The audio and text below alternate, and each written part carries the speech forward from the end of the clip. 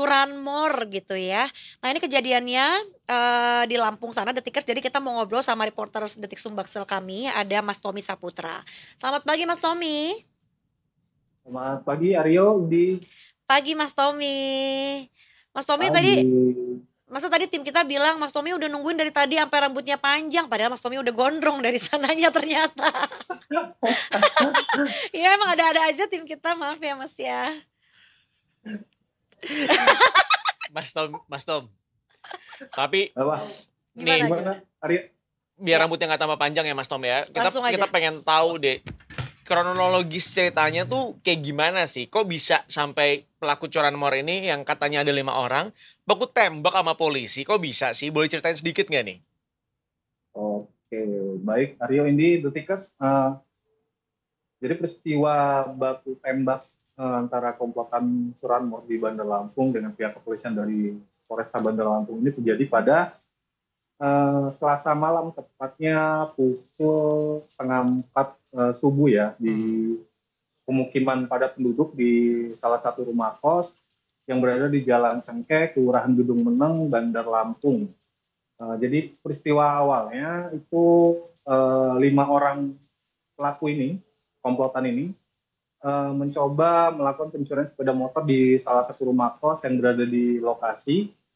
Kemudian dipergoki oleh warga yang dimana pada saat bersamaan itu ada tim patroli dari Polsek Sukarame yang kemudian melakukan pengejaran untuk selanjutnya menghubungi pihak dari Satreskrim Polresta Bandar Lampung, dan akhirnya terjadi upaya penangkapan yang dimana berakhir dengan baku tembak antara pihak kepolisian dengan komplotan ini. Berarti mereka memang selama melakukan pencurian tersebut, mereka juga membawa pistol juga berarti ya? Membawa senjata berarti ya? Iya, benar Rio. Jadi dari hasil pengungkapan ini, polisi dari Satreskrim Polresta Bandar Lampung mengamankan 2 pucuk senjata api rakitan jenis revolver lengkap dengan beberapa amunisinya, yang dimana pada saat peristiwa baku tembak ini para pelaku sempat melakukan penembakan sebanyak 3 kali ke arah pihak kepolisian. Tapi kok mereka bisa punya senjata tersebut tuh dapat dari mana tuh? Kalau dari berdasarkan pihak kepolisian, senjata ini didapatkan dari salah satu orang yang identitasnya sudah diketahui dan itu berada di Kabupaten Lampung Tengah.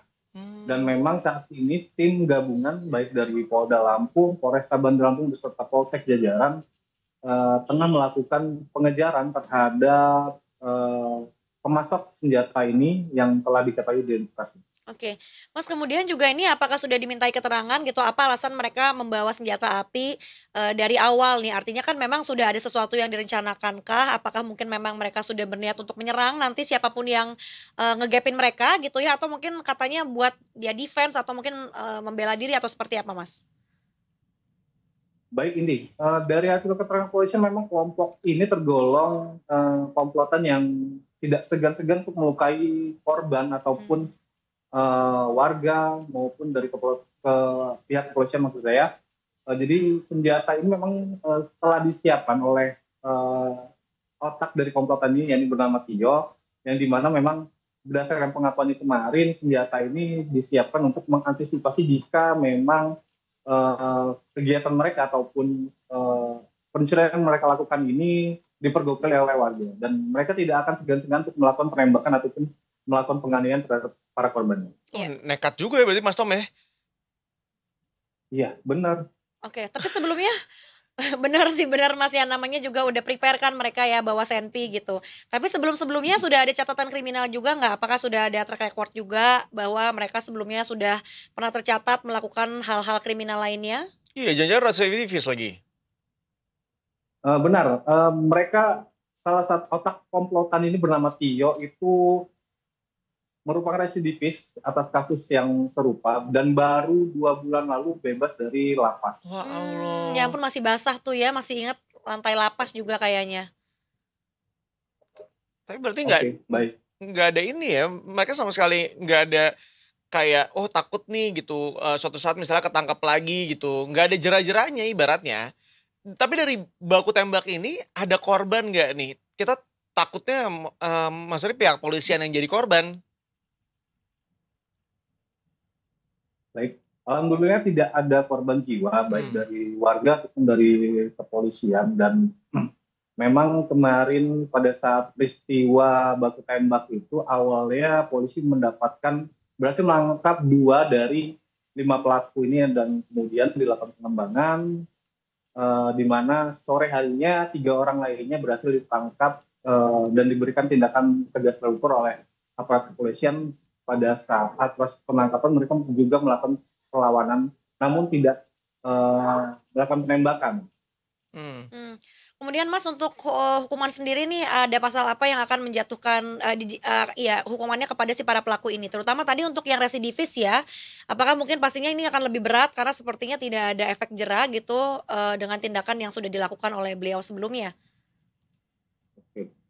Untuk pasal yang diterapkan, kelima pelaku ini dijerat dengan pasal 363 ayat 2 KUH pidana dengan ancaman 9 tahun. Sementara untuk 2 pelaku lainnya yang membawa senjata api ini dijerat dengan Undang-Undang Darurat nomor 12 tahun 1951, ancaman 20 tahun penjara. Mas, Gitu, Indi. boleh tahu nggak sih mereka tuh modus operandi kayak gimana sih untuk melakukan pencurian sepeda motor ini? Apakah kemudian mereka masih pakai yang linggis yang kayak zaman dulu gitu ya? Atau mereka sudah lebih canggih dari yang dulu-dulu? Modus operandinya mungkin sama, menggunakan kunci letter T. Namun komplotan ini selalu beroperasi ataupun melakukan pencurian itu dengan 5 bahkan sampai 6 orang, yang dimana masing-masing mempunyai peran.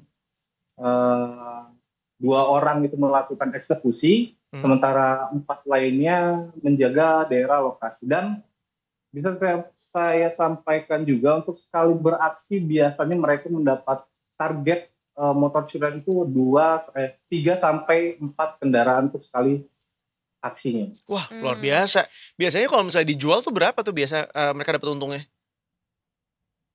Untuk harga jual itu mereka sudah ada penampungnya, dan memang saat ini juga masih dilakukan pengejaran terhadap penampungnya dari pihak kepolisian.